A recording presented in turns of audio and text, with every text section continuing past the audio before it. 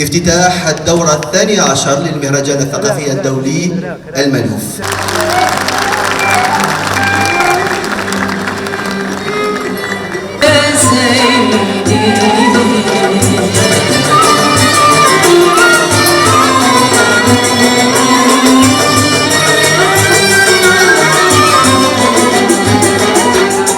المألوف في الجزائر ككل نسمعه ساعات، ولكن نحسه أصعب لأنه فما قطاع معناها من المألوف ما نعرفوهاش احنا.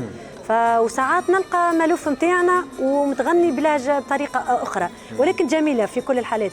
فاحنا الفن الجزائري اليوم سمعت الفنان الفرقاني رحمة الله عليه يغني في عرضوني زوج سبايا ويغني فانبهرت. أول مرة نسمعها شيخنا الشيخ الله يرحمه. انبهرت معناها حتى أصبحت نفتش، معناها قلت نروح لتونس ونفتش ونسمع حقيقة. يعني هذايا تراث يعني جميل وحاجات جميلة ما يلزمناش معناها تغيب علينا. فرطوا فيها. أي هذا هو، وإن شاء الله يا ربي نزيدوا نتعمقوا، علاش لا يعني مرات أخرى إن شاء الله.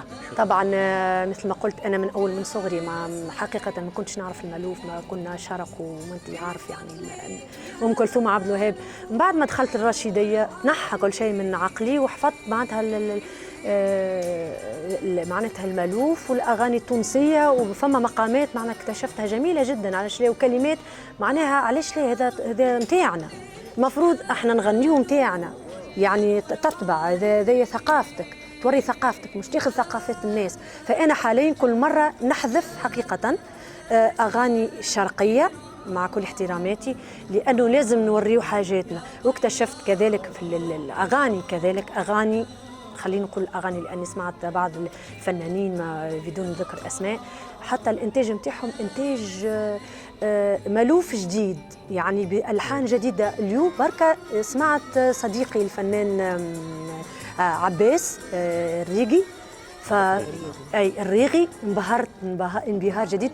وجيتني هكا ما نعرفش، جاتني حكايه يعني علاش ليه؟ معنا عندنا كنز ما يقدر الشرق ما ينجموش يغنيوه حقيقه. راهو اصعب حاجات اللي هي المغرب العربي، تونس والجزائر معناها ما ينجم يقلدنا حد، صعيب عليهم.